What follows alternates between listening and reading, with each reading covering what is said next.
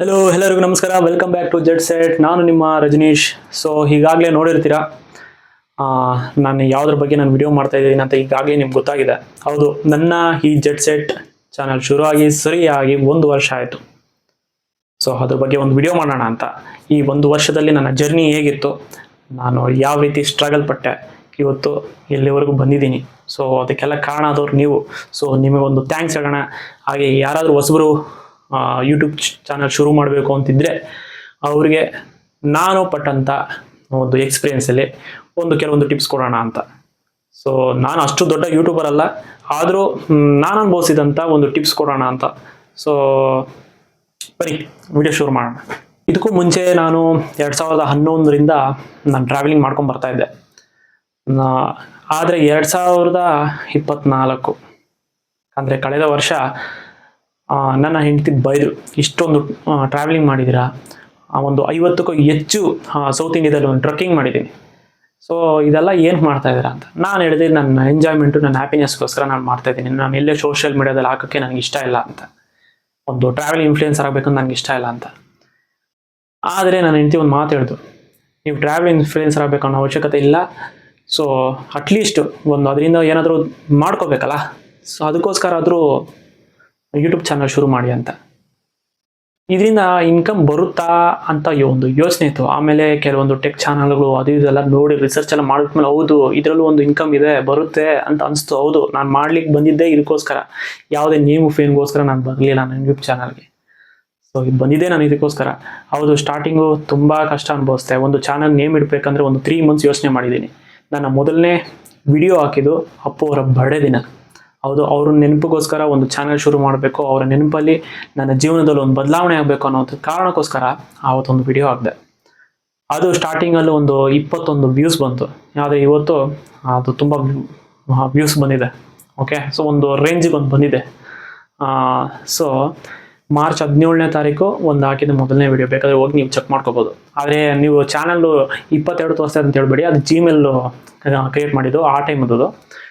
ನನ್ನ YouTube journey ಹೇಳಬೇಕಾದ್ರೆ March 17ನೇ ತಾರೀಕಿಂದ ಈ ಮಾರ್ಚ್ 17ನೇ ತಾರೀಕುವರೆಗೂ ನನ್ನ ಜರ್ನಿ ಹೇಗಿತ್ತು ಅಂತಂದರೆ, ಸ್ಟಾರ್ಟಿಂಗು ಒಂದು 2 ಮಂತ್ಸು ನಾನೇ ಖರ್ಚು ಮಾಡ್ಕೊಂಡು ಹೋದೆ, ಎಲ್ಲ ಕಡೆ ವಿಡಿಯೋ ಮಾಡ್ಕೊಂಬಂದೆ, ಬಟ್ ಎಲ್ಲೂ ವೈರಲ್ ಆಗಿಲ್ಲ. ಸೊ ಆವಾಗ ನನ್ನ ಮೈಂಡ್ ಫಿಕ್ಸ್ ಆಯಿತು, ನನಗೆ ಯೂಟ್ಯೂಬ್ ಚಾನಲ್ ಸೆಟ್ ಆಗಲ್ಲ ಅಂತ ಬಿಟ್ಬಿಟ್ಟೆ. ಸೊ ಏಪ್ರಿಲ್ 26ನೇ ತಾರೀಕು ಲಾಸ್ಟ್ ವಿಡಿಯೋ ಹಾಕಿದ್ದು.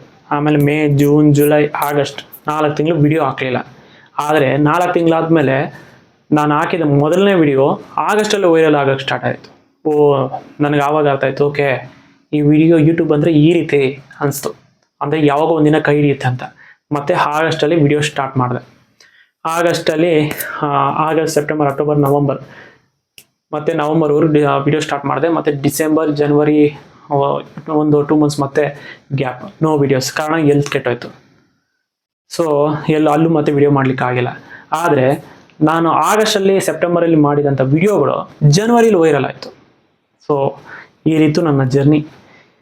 ಇವತ್ತು 0ಇಂದ ಶುರು ಆದಂಥ ಸಬ್ಸ್ಕ್ರೈಬರು ಇವತ್ತು ನೀವು ನೋಡ್ಬೋದು ಅಲ್ಲಿವರೆಗೂ ಬಂದು ನಿಂತಿದೆ.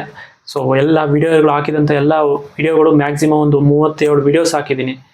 30 ಮೇಲೆ ಹಾಕಿದ್ದೀನಿ ವಿಡಿಯೋಸು. ಅದರಲ್ಲಿ ಒಂದು 10 ವಿಡಿಯೋಸ್ ವೈರಲ್ ಆಗಿದೆ. ಸೊ ನನಗೆ ಮನಸ್ಸಿಗೆ ಸಮಾಧಾನ ಅನ್ನೋದಿದೆ. ಸೊ ನೀವು ಪ್ರಯತ್ನ ಪಡಿ. ಓಕೆ, ನಾನು ಹೇಳೋದು ಏನಂತಂದರೆ, ಸ್ಟಾರ್ಟಿಂಗ್ ನಿಮಗೆ ವ್ಯೂಸ್ ಬರಲಿಲ್ಲ, ಸಬ್ಸ್ಕ್ರೈಬರ್ ಸಿಕ್ಕಿಲ್ಲ ಅನ್ನೋದಾದರೆ ಪ್ರಯತ್ನ ಪಡಿ. ಕೇವಲ ನಮ್ಮ ಭಾಷೆಯ ಟೆಕ್ ಚಾನಲ್ಗಳು ಮಾತ್ರ ಅಲ್ಲ, ಬೇರೆ ಭಾಷೆಯ ಟೆಕ್ ಚಾನಲ್ಗಳು ಸಹ ನೋಡಿ, ಅವ್ರ ಐಡಿಯಾಸ್ ಕೂಡ ತೊಗೊಳ್ಳಿ. ಸೊ ಯಾವ ರೀತಿ ನಿಮ್ಮ ಚಾನಲ್ನ ಗ್ರೋ ಮಾಡ್ಬೋದು, ಸೊ ಅದೊಂದು ಯೂಸ್ ಆಗುತ್ತೆ. ಒಂದು ವೇಳೆ ನಿಮಗೆ ಟ್ರಾವೆಲ್ ಬಗ್ಗೆ ಇಂಟ್ರೆಸ್ಟ್ ಇದೆ ಅನ್ನೋ ಹಾಗಿದ್ರೆ, ಕನ್ನಡದ ಹಲವಾರು ಟ್ರಾವೆಲ್ ವ್ಲಾಗರ್ಸ್ ಇದ್ದಾರೆ. ಸೊ ಅವ್ರು ಯಾವ್ಯಾವ್ದು ಯೂಸ್ ಮಾಡ್ತಾ ಇದ್ದಾರೆ ಅನ್ನೋದನ್ನ ನೋಡಿ ತಿಳ್ಕೊಳ್ಳಿ. ಅದೇ ರೀತಿ ನಿಮ್ಮ ಬಳಿ ಒಂದು ಟ್ರಾವೆಲ್ ಬ್ಲಾಗ್ ಮಾಡೋಕ್ಕೆ ಒಂದು ಸ್ಟಿಕ್ ಬೇಕು. ಸೊ ಅದಕ್ಕೋಸ್ಕರ ನಿಮಗೆ 200 ರೂಪೀಸ್ಗೆಲ್ಲ ಸಿಗುತ್ತೆ. ಸೊ ನಾನು ಸಜೆಷನ್ ಮಾಡೋದು ಏನಂತಂದರೆ, ಸ್ಟಾರ್ಟಿಂಗ್ ನೀವೆಲ್ಲ ಒಂದು ಗೋರಿಲ್ಲಾ ಟ್ರೈಪಾಡ್ ಒಂದು ತೊಗೊಳ್ಳಿ. ಸೊ ನಾನು ಇವಾಗೂ ಸಹ ಅದೇ ಯೂಸ್ ಮಾಡೋದು, ಯಾಕಂದರೆ ನಾನೆಲ್ಲ ಲಾಂಗ್ ಟ್ರಾವೆಲ್ ಹೋದರೆ ಅಥವಾ ನನ್ನ ಕಾರಲ್ಲಿ ನಾನು ಇಡಬೇಕಂದ್ರೆ ನನಗೆ ಗೋರಿಲ್ಲಾ ಟ್ರೈಪಾಡೇ ನನಗೆ ಯೂಸ್ ಆಗೋದು. ಸೊ ಅದನ್ನ ನೀವು ಎಲ್ಲಿ ಬೇಕಾದ್ರೂ ಫಿಕ್ಸ್ ಮಾಡ್ಬೋದು. ಸೊ ಅದೊಂದು, ನೀವು ಸ್ಟಾರ್ಟಿಂಗು ಮೈಕ್ ತೊಗೋಬೇಕು ಅನ್ನೋದಂದ್ರೆ ಒಂದು ಕ್ವಾಲಿಟಿ ಮೈಕ್ ಇಲ್ದಿರೋ ಇದ್ರು ಅಟ್ಲೀಸ್ಟ್ ನಿಮಗೆ 200ಅಲ್ಲಿ ಒಳ್ಳೆ ಮೈಕ್ ಸಿಗುತ್ತೆ. ಓಕೆ, ನಾನು ಅದೆಲ್ಲ ಯೂಸ್ ಮಾಡೋದು 200 ಮೈಕಲ್ಲೇ. ಸೊ ಇವಾಗ ನಾನು ಯೂಸ್ ಮಾಡ್ತಾ ಇರೋದು ಸ್ವಲ್ಪ ಇದು ಕಾಸ್ಟ್ಲಿ, ಯಾಕಂದರೆ ನನ್ನ ಚಾನಲ್ ಇವತ್ತು ಗ್ರೋ ಆಗಿದೆ. ಸೊ ಒಂದು ಕ್ವಾಲಿಟಿ ಕಂಟೆಂಟ್ ಕೊಡಬೇಕು, ಸೊ ಕ್ವಾಲಿಟಿ ಒಂದು ವಿಡಿಯೋ ಕೊಡಬೇಕು. ಅದಕ್ಕೋಸ್ಕರ ನಾನು ಇವಾಗ ಇದನ್ನ ಯೂಸ್ ಮಾಡ್ತಾ ಇದ್ದೀನಿ.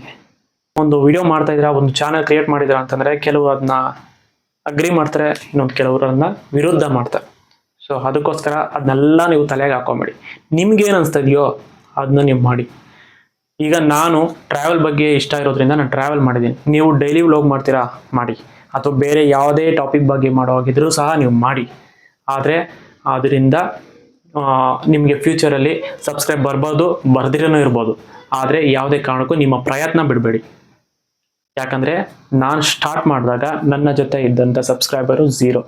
ನನ್ನ ಕುಟುಂಬದಲ್ಲಿ ಆದಂಥ ಮೂರು ಸಬ್ಸ್ಕ್ರೈಬರ್ ಆಯಿತು. ಅದಾದಮೇಲೆ ನನ್ನ ಜೊತೆ ಇದ್ದಂಥ ಫ್ರೆಂಡ್ಸು ಅವರೆಲ್ಲ ಸಬ್ಸ್ಕ್ರೈಬರ್ ಮಾಡಿದ್ಮೇಲೆ ಇವತ್ತು ನನ್ನ ಸಬ್ಸ್ಕ್ರೈಬರು ಈ ಲೆವೆಲ್ ಬಂದ್ಬಿಟ್ಟಿದೆ. ನನ್ನ ಯೂಟ್ಯೂಬ್ ಸಹ ಮಾನಿಟೈಸೇಷನ್ ಆಗಿದೆ. ಸೊ ಆಚೆ ಈಚೆ ಯಾರಾದ್ರೂ ನೀವು ಬ್ಲಾಗ್ ಮಾಡೋ ಟೈಮಲ್ಲಿ ಅವರು ಇವ್ರು ನೋಡ್ತಾರೆ ಅನ್ನೋ ಯೋಚನೆ ನೀವು ಬಿಟ್ಬಿಡಿ. ಅವ್ರು ನೋಡ್ಕೊಳ್ಳಿ. ಸೊ ನಿಮ್ಮ ಪ್ರಯತ್ನ ನೀವು ಮಾಡ್ತಾ ಇರಿ. ಅವ್ರಿಗೆ ಏನಂತಂದರೆ ಒಂದು ಕ್ಯೂರಿಯಾಸಿಟಿ, ಏನು ಮಾಡ್ತಾ ಇದ್ದೇನೆ ನೀನು, ಏನು ಮಾಡ್ತಾ ಇದ್ದೇನೆ ನಾನು. ಸೊ ಸಪೋಸ್ ಅವ್ರು ಬಂದು ಕೇಳಿದಾಗ ನೀವು ಹೇಳಿ, ನಾನು ಈ ರೀತಿ ಮಾಡ್ತಾ ಇದ್ದೀನಿ, ವ್ಲಾಗ್ ಮಾಡ್ತಾ ಇದ್ದೀನಿ ಅಂತ ಹೇಳಿ.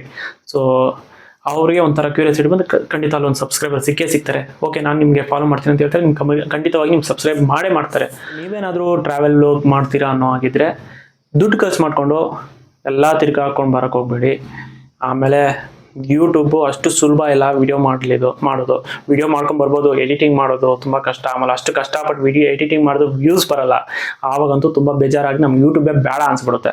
ಸೊ ಅದಕ್ಕೋಸ್ಕರ ಸ್ಟಾರ್ಟಿಂಗ್ ನೀವು ವಿಡಿಯೋ ಮಾಡೋ ಆಗಿದ್ರೆ ಲೋಕಲಲ್ಲಿ ನಿಮ್ಮ ಸರೌಂಡಿಂಗು ಸುತ್ತಮುತ್ತ ಇರುವಂಥ ಪ್ರದೇಶಗಳನ್ನು ಒಂದು ಎಕ್ಸ್ಪ್ಲನೇಷನ್, ಒಂದು ರಿಸರ್ಚ್ ಮಾಡಿ. ನಿಮಗೆ ಅವ್ರ ಹತ್ರ ಕೇಳಿ ರಿಸರ್ಚ್ ಮಾಡಿ, ಅಥವಾ ಗೂಗಲಲ್ಲಿ ವಿಕಿಪೀಡಿಯಾದಲ್ಲಿ ರಿಸರ್ಚ್ ಮಾಡಿ ಅದ್ರ ಬಗ್ಗೆ ಎಕ್ಸ್ಪ್ಲೇನ್ ಮಾಡಿ. ಸೊ ಖಂಡಿತವಾಗಿ ಅಟ್ಲೀಸ್ಟ್ 100 ಜನ ನೋಡ್ತಾರಾ, ಖಂಡಿತ ನೋಡ್ತಾರೆ, ಆಯಿತಾ. ಸೊ ಅದ್ರ ಬಗ್ಗೆ ನೀವು ಇದು ಮಾಡಿ. ಅವಾಗ ಖಂಡಿತ ನಿಮಗೆ ಒಂದು ಕಾನ್ಫಿಡೆಂಟ್ ಬರುತ್ತೆ. ಓಕೆ, ನನ್ನ ವಿಡಿಯೋ ಬೆಳೀತಾ ಇದೆ, ನನ್ನ ಚಾನೆಲ್ ಬೆಳೀತಾ ಇದೆ, ನನ್ನ ನಂಬಿಕೆ ಬರುತ್ತೆ. ಸೊ ಇದು ನಾನು ಕೊಡುವಂಥ ಸಜೆಷನ್. ಇನ್ನೊಂದು ಟಿಪ್ಸ್ ಏನಂತಂದರೆ, ವಿಡಿಯೋ ಮಾಡ್ಕೊಂಬರ್ತೀರಾ, ವಿಡಿಯೋ ಮಾಡ್ಕೊಂಡು ಬಂದ್ಬಿಟ್ಮೇಲೆ ನಿಮ್ಮ ಬಳಿ ಯಾವ ಮೊಬೈಲ್ ಇದೆಯೋ ಅದರಲ್ಲೇ ಮಾಡಿ, ಆಯಿತಾ. ಅದರಲ್ಲೇ ವಿಡಿಯೋ ಮಾಡಿ. ಸೊ ನಾನು ಯೂಸ್ ಮಾಡುವಂಥ ಆ್ಯಪ್, ಎಡಿಟಿಂಗ್ ಆ್ಯಪ್ ಅಂತಂದರೆ ನಾನು ಯೂಸ್ ಮಾಡೋದು ಒಂದೇ ಆ್ಯಪ್, InShot. ಸೊ ಅದೇ ವಿಡಿಯೋ ಸಾಕು ನನಗೆ. ಯಾಕೆಂತಂದರೆ ನನಗೆ ಕೆಲಸ ಮಾಡಿಕೊಂಡು ಮನೆ ಫ್ಯಾಮಿಲಿ ಮೇಂಟೈನ್ ಮಾಡಿಕೊಂಡು ನನಗೆ ಬೇರೆ ಬೇರೆ ಕೆಲಸದಲ್ಲಿ ಬ್ಯುಸಿ ಇದ್ಕೊಂಡು ನನಗೆ ಎಡಿಟಿಂಗ್ ಮಾಡ್ಕೊಂಡು ಕೂತ್ಕೊಳಕ್ಕೆಲ್ಲ ಟೈಮ್ ಇಲ್ಲ. ಸೊ ನಾನು ಯಾವುದೇ ಎಡಿಟಿಂಗ್ ಮಾಡಿದ್ರು ಕೇವಲ ಒಂದು ಅರ್ಧ ಗಂಟೆಲಿ ಮುಗಿಸ್ಬಿಡ್ತೀನಿ. ಸೊ ಅರ್ಧ ಗಂಟೆಲೇ ನಿಮಗೆ ಸಿಗುವಂಥದ್ದು ಈಸಿ ಆಗೋದಂತೂ ಒಂದು InShot. ಸೊ ಅದರಲ್ಲಿ ಮಾಡಿ, ಸ್ಟಾರ್ಟಿಂಗ್ ಅದರಲ್ಲಿ ಮಾಡಿ ಸಾಕು. ಮತ್ತು ನಿಮಗೆ ಅದ್ರ ಬಗ್ಗೆ ನೀವು ಡೈರೆಕ್ಟಾಗಿ ವ್ಲಾಗಿಂಗ್ ಮಾಡಿಕೊಂಡೆ ನೀವು ವಿಡಿಯೋ ಹೇಳ್ಬೋದು, ಅಥವಾ ನಿಮಗೆ ವಿಡಿಯೋದಲ್ಲಿ ವಾಯ್ಸ್ ಓವರ್ ಕೂಡ ಕೊಡ್ಬೋದು. ಸೊ ನಾನು ಕೊಡೋದು ಮ್ಯಾಕ್ಸಿಮಮ್ ವಾಯ್ಸ್ ಓವರ್. ಹಿಸ್ಟರಿ ಬಗ್ಗೆ ಎಲ್ಲ ನಾನು ವಾಯ್ಸ್ ಓವರ್ ಕೊಡ್ತೀನಿ, ಬೇರೆದಕ್ಕೆಲ್ಲ ಅಲ್ಲಿ ಹೋಗಿ ನಾನು ವಿಡಿಯೋ ಮಾಡ್ತೀನಿ. ಸೊ ಇದೊಂದು. ಸೊ ನೀವು ಯಾವುದಾದ್ರೂ ನಿಮಗೆ ಒಂದು ಇಂಟ್ರೆಸ್ಟಿಂಗ್ ಟಾಪಿಕ್ ಬಗ್ಗೆ ನೀವು ವ್ಲಾಗ್ ಮಾಡ್ತಾ ಇರಬೇಕಾದ್ರೆ, ಒಂದು ಇಂಟ್ರೆಸ್ಟಿಂಗ್ ಟಾಪಿಕ್ ಬಗ್ಗೆ ನೀವು ಹೇಳಬೇಕು ಅನ್ನೋದಾದರೆ ನಿಮ್ಮ ಮೊಬೈಲೇ ಸ್ವಲ್ಪ ಒಂದು ನೋಟ್ ಮಾಡ್ಕೊಳ್ಳಿ. ಯಾವುದಾದ್ರು ಒಂದು ಪ್ಲೇಸ್ ಬಗ್ಗೆ ನೀವು ಒಂದು ಇದು ಮಾಡಿದ್ದೀರ ಅಂದರೆ 4-5 ಪಾಯಿಂಟ್ಸ್, ಒಂದು ಇಂಪಾರ್ಟೆಂಟ್ ಟಾಪಿಕ್ಸ್ನ ಅದು ಇದು ಮಾಡಿಕೊಂಡು ಹೋಗ್ತಾ ವಿಡಿಯೋ ಮಾಡ್ತಾ ಇರಬೇಕಾದ್ರೆ ಅದ್ರ ಬಗ್ಗೆ ಒಂದು ಎಕ್ಸ್ಪ್ಲೇನ್ ಮಾಡಿ. ಸೊ ಅದೊಂದು ಯೂಸ್ ಆಗುತ್ತೆ. ನೀವು ಯೂಟ್ಯೂಬ್ ಚಾನಲ್ ಶುರು ಮಾಡಿದ್ಮೇಲೆ ನಿಮಗೆ ಖಂಡಿತವಾಗಿ ಒಂದು ಕಷ್ಟ ಬಂದೇ ಬರುತ್ತೆ. ಕಾರಣ ಯಾಕಂದರೆ ಸಬ್ಸ್ಕ್ರೈಬರ್ ಇರಲ್ಲ. ಇವ್ರನ್ನೆಲ್ಲ ಕೇಳ್ಕೋಬೇಕು, ಪ್ಲೀಸ್ ಸಬ್ಸ್ಕ್ರೈಬ್ ಮೈ ಚಾನಲ್ ಅಂತ. ನಿಮಗೆ ಕೆಲಸ ಆಗಬೇಕಂದ್ರೆ ಕೇಳ್ಕೊಳ್ಳಿ, ತೊಂದರೆ ಏನೂ ಇಲ್ಲ, ಆಯಿತಾ. ನಾನು ಅನುಭವಿಸಿದ್ದೀನಿ, ಅದೆಲ್ಲ ಅನುಭವಿಸಿದ್ದೀನಿ. ಅವ್ರು ಹೇಳ್ತಾರೆ ಸಬ್ಸ್ಕ್ರೈಬ್ ಮಾಡ್ತೀನಿ ಅಂತ, ಬಟ್ ಮಾಡೋದಿಲ್ಲ. ಬಟ್ ನೀವು ಬೇಜಾರಾಗಬೇಡಿ, ನಿಮ್ಮ ಪ್ರಯತ್ನ ನೀವು ಬಿಡಬೇಡಿ. ಸ್ಟಾರ್ಟಿಂಗ್ ಹೇಳ್ತಾರೆ ನಿಮ್ಮ ಸಬ್ಸ್ಕ್ರೈಬ್ ಮಾಡಿದ್ದೀನಿ, ನಿಮ್ಮ ವಿಡಿಯೋ ನೋಡಿದ್ದೀನಿ ಅಂತ, ಬಟ್ ಅದರೆಲ್ಲ ತಲೆನೇ ಕೆಡ್ಸ್ಕೊಳಲ್ಲ ಬೇರೆಯವರು. ಒಂದು ಉದ್ದೇಶ ನೀವು ಬೆಳೀತಾ ಇದ್ದೀರಾ ಅನ್ನೋದಿರ್ಬೋದು, ಅಥವಾ ಅವ್ರಿಗೆ ಇಂಟ್ರೆಸ್ಟ್ ಇಲ್ದೇ ಇರ್ಬೋದು, ಬೇರೆ ಕೆಲಸದಲ್ಲಿ ಬ್ಯುಸಿ ಇರ್ಬೋದು. ಸೊ ಅದ್ರ ಬಗ್ಗೆ ನೀವು ತಲೆ ಕೆಡಿಸ್ಕೋಬೇಡಿ, ನಿಮ್ಮ ಪ್ರಯತ್ನ ಮಾಡಿ. ಇನ್ನೊಂದು ಏನಂತಂದರೆ, ನಿಮಗೆ ಸ್ಟಾರ್ಟಿಂಗ್ ಸಪೋರ್ಟ್ ಸಿಗೋದು ಇಷ್ಟು, ಆದರೆ ಒಂದು ಲೆವೆಲ್ ಬಂದ್ಬಿಟ್ಕೊಂಡ್ರೆ ನಿಮಗೆ ಕಂಗ್ರ್ಯಾಚುಲೇಷನ್ಸ್ ಅಂತ ಹೇಳೋ ಜನ ಇಷ್ಟೇ ಜೀವನ ಇದೆ ಯೂಟ್ಯೂಬ್. ಸೊ ಇನ್ನು ಮಾನಿಟೈಸೇಷನ್ ಬರೋ ಹಾಗೆ ಹೇಳೋದಾದರೆ, ನಿಮಗೆ ಎಲ್ರಿಗೂ ಗೊತ್ತಿರಬೇಕು 4000 ವಾಚಿಂಗ್ ಅವರ್ಸ್, 1000 ಸಬ್ಸ್ಕ್ರೈಬರ್ ಆಗಿರಬೇಕು ಅಂತ. ಸೊ ನಾನು 500 ಸಬ್ಸ್ಕ್ರೈಬರು, ಮತ್ತು 500 ಇಲ್ಲ, ಆ್ಯಕ್ಚುಲಿ ನಂದು 2000 ಮೇಲೆ ಸಬ್ಸ್ಕ್ರೈಬರ್ ಆದಮೇಲೆ ನಾನು ಮಾನಿಟೈಸೇಷನ್ ಅಪ್ಲೈ ಮಾಡಿದೆ. ಬಟ್ ವಾಚಿಂಗ್ ಅವರ್ಸು ಸ್ವಲ್ಪ ಡಿಲೇ ಆಯಿತು ನನಗೆ. ಸೊ ಒಂದೇ ಒಂದು ವಿಡಿಯೋ ನನಗೆ ತುಂಬ ವೈರಲ್ ಆಯಿತು. ಸೊ ಆ ವಿಡಿಯೋಯಿಂದ ನನ್ನ ಜೀವನನೇ ಬದಲಾಗೋಯಿತು. ಇವಾಗ ಕುಂತರು ನಿಂತು ಬರೀ ಯೂಟ್ಯೂಬ್ ಬಗ್ಗೆನೇ ಯೋಚನೆ ಇದೆ. ನನ್ನ ಉದ್ದೇಶ ಏನಿದ್ರು ಒಂದು ಒಳ್ಳೆ ಕಂಟೆಂಟ್ ಕೊಡಬೇಕು ಅಂತ, ಮುಂದೆ ಒಳ್ಳೆ ಕ್ವಾಲಿಟಿ ವಿಡಿಯೋಸ್ ಕೊಡಬೇಕು ಅಂತ. ಸೊ ನಾನು ಹಾಕುವಂಥ ಎಲ್ಲ ವಿಡಿಯೋಗಳು ಒಂದು ಒಳ್ಳೆ ಕ್ವಾಲಿಟಿಲಿ ಇರಬೇಕು, ಒಂದು ಒಳ್ಳೊಳ್ಳೆ ಪ್ಲೇಸಸ್ ತೋರಿಸ್ಬೇಕು ಅನ್ನೋದು ಉದ್ದೇಶ ನಂದು. ಸೊ ಮುಂದೆಯೂ ನಿಮ್ಮ ಸಪೋರ್ಟ್ ಹೀಗೆ ಇರಲಿ, ಇರುತ್ತೆ ಅಂದ್ಕೊಂಡಿದ್ದೀನಿ.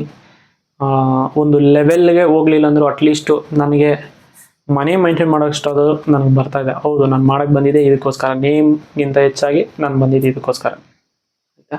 ಸೊ ಯೂಟ್ಯೂಬ್ ನನ್ನ ಜೀವನನ ಬದಲಾವಣೆ ಮಾಡಿದೆ. ನಾನು ಹೇಳ್ಬೇಕಂದ್ರೆ 1 ವರ್ಷದಲ್ಲಿ ನನ್ನ ವೈಯಕ್ತಿಕವಾಗಿ ನನ್ನ ಜೀವನನ ಬದಲಾವಣೆ ಮಾಡಿದೆ.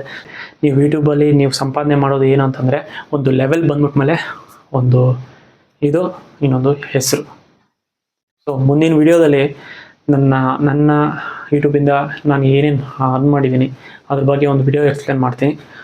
So I hope, thank you so much. ನನ್ನ ಇನ್ನೂ ಹಾಕುವಂಥ ಎಲ್ಲ ವಿಡಿಯೋಗಳನ್ನು ಸಪೋರ್ಟ್ ಮಾಡಿ ಬೆಳೆಸಿ. ಸೊ ಮತ್ತೊಂದು ವಿಡಿಯೋದಲ್ಲಿ ಮತ್ತೆ ಇನ್ನೊಂದು ಜಾಗಕ್ಕೆ ಕರ್ಕೊಂಡು ಹೋಗ್ತೀನಿ. ಒಳ್ಳೊಳ್ಳೆ ಜಾಗಗಳನ್ನ ತೋರಿಸ್ಬೇಕಂತ ನನ್ನ ಮೈಂಡಲ್ಲಿದೆ. ಸೊ ಮತ್ತೆ ಆ ಜಾಗದಲ್ಲಿ ಮತ್ತೆ ಸಿಗೋಣ. ಅಲ್ಲಿವರೆಗೂ ಟಾಟಾ, ಬಾಯ್ ಬಾಯ್.